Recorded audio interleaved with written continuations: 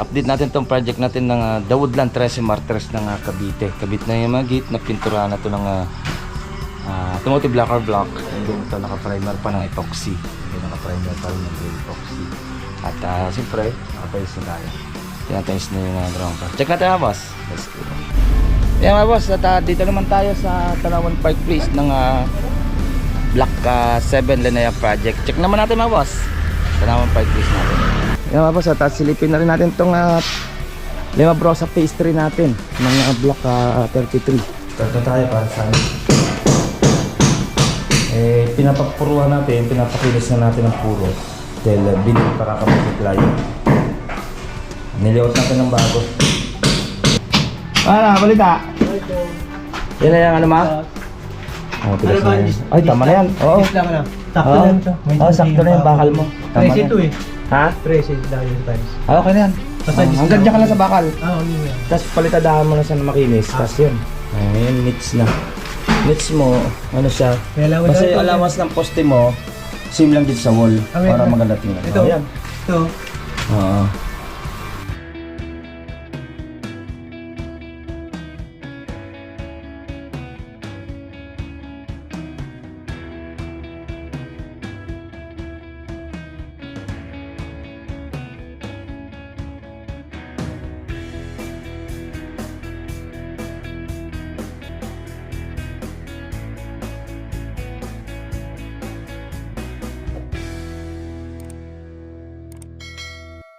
Yeah mga boss, good morning, good morning. Update natin tong project natin ng The Woodland 13 Martires ng Cavite. Kabit na yung mga gate na pinturahan na to ng automotive lacquer block. And then ito naka-primer pa ng epoxy. And then naka-primer pa rin ng epoxy.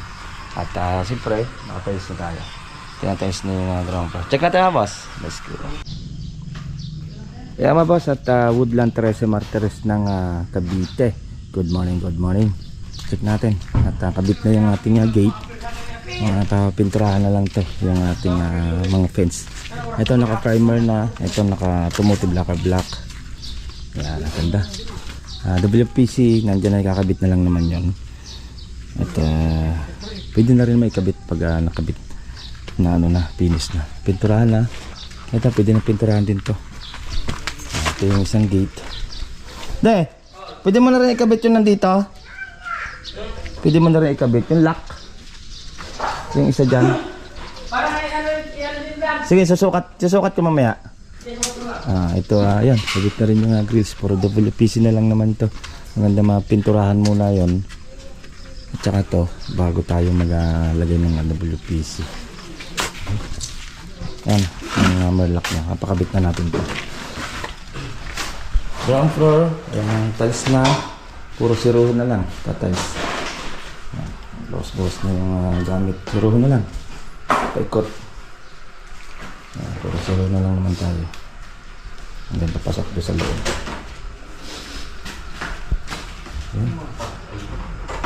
Yung woodland natin. Okay. Ano na lang naman siya. Siruho na lang naman. Paraos na tayo. By next week, patitira natin yung harap naman. Fence. Para makilis na. Okay.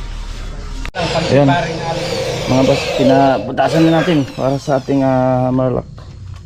Ayan, natin lock dito. Ayan, basta may pintura na siya, pwede na ikabit ka. Tapos ang iniintay na natin yung handle, by next week daw. Yung handle nito na stainless, may handle kasi siya ng stainless dito. Mahaba, din yan, meron din yan. Then yung mga lock mo sa ilalim, stainless din. Mahaba. Okay. Yan mga boss, at dito naman tayo sa Tanawan Park Place ng Block 7 Linnea Project. Check naman natin mga boss, Tanawan Park Place natin. Yun o, at Tanawan Park Place, galing tayong Woodland 13 Martires ng Cavite. Check naman yung Tanawan Park Place natin. Dito na yung ating mga ano. Nasaan yung tiles nyo dito? Yun. Ito na yung tiles natin para sa ground floor and then second floor. Ayan, ito yung napili nyo. Ito na naman sa baba. Sa taas naman niya, medyo naka-haspil naman. Yan, no? Then nandyan na rin naman yung para sa hagdan. Yun, sa gilid. Primer na tayo dito. Okay, nandito tayo ng Quezon. Naka-layout na to kahapon ng electrical. Ayan na. Fill light, strip light, meron na rin. Center light, meron rin. Meron na rin naman yan. Pero kabit pa rin yan. Ayan, kaya solution tayo. Solution po tayo. Okay, ito yung ating kunting pasilip. Tanawang part plate mga boss. Ayan mga boss, at silipin na rin natin itong Lima Brosa pastry natin ng block 33. Tayo tayo dito sa ground floor natin. Yan, tayo tayo dito sa CR. Yan, papayda na lang naman ito ng mga adhesive. Start na tayo para sa tiles. Dito naman, palalagyan ni client dito. Binili na na palalagyan ni client.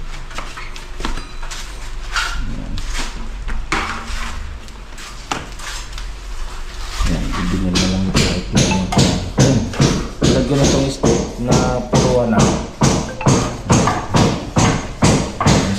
yan puro na step na ito step ko yan papalitadaan lang sakto lang isang paa pala no sakto lang kahit lang nosa 28 step na siya dito. Start na tayo para sa pinapapuruan natin, pinapakilis na natin ang puro dahil binili para kapag-apply. Niliot natin ng bago. Tinanggal na yung kanyang hard flex na ganyang kapal. Para, balita! Yan na yung ano ma? Tigas na yan. Ay, tama na yan. Oo. Sakto na yan ito. Sakto na yung bakal mo. Tama na Ito yan. eh. Ha? Preset layo sa times. Okay na yan. Hanggang dyan ka lang sa bakal. Yun nga. Tapos palitadahan mo na sa makinis. Tapos yun. Ayun, nits na. Nits mo, ano siya. Basta yung alawas ng poste mo, same lang dito sa wall. Para maganda tingnan. Ito. Ayan. Ito. Oo. Ayan, palits na. Talaga ni client para kung may sabon, pwede. Ito, nahasa ito, marang yung pang-bapping na stainless na kulay gray. Pag bibili ako. Para gumanda-ganda. Yung binigay mo sa akin gray eh. Nasaan na? Welding machine ni eh. Bibili na lang ako na Ay, may welding machine pala ako dyan. Ayun. Iwan nyo na pala. Kulino. Welding machine. Nasaan ako eh? Oo. Ito pala. Diyan. I-spot mo ito bukas. Ayan, paturan mo na nga yan sa kanya. Balik mo na yung... May welding rod. Wala pa. Hindi, pabili na lang kay Jerome. Welding rod. Ito naman eh, tapos na rin naman dito. Ginagrout na. Yan. Papa tayo. Grout na. Dalawang patong na grout na.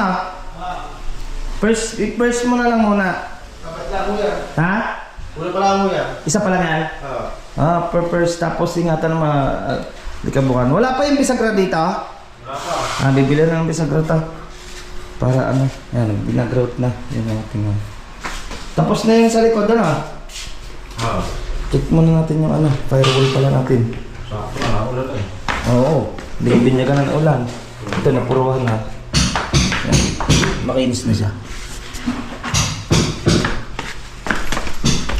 Buti mo, ang hirap lumakad pag hindi pantay step. Pag wala pa laman, pero pag lalagyan na yan, hindi na matatalisod yan. Ayun, ayan, tapos na yung firewall natin dito mga boss. Okay na yung firewall natin. Tanggal na yung mga scaffolding. Okay, binyagan na agad. Dire-diretso lang yung tubig nyo. Tapon na agad ang tubig. Tapos na. Ito pong J. Uragon Vlog, napakaganda po ng channel na ito, no?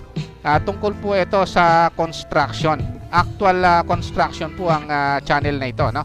Pag pinanood nyo po ito, panalo po kayo sa channel na ito. Napakaganda po ng mga video niya. Lalo na pong magaganda, no, yung mga iba't ibang design niya. Kakaiba po yung mga iba't ibang design niya sa mga kisame. Subukan nyo pong panoorin J. Uragon Vlog na ito. Matutuwa po kayo pag pinanood nyo po yung mga video niya. Maraming salamat po.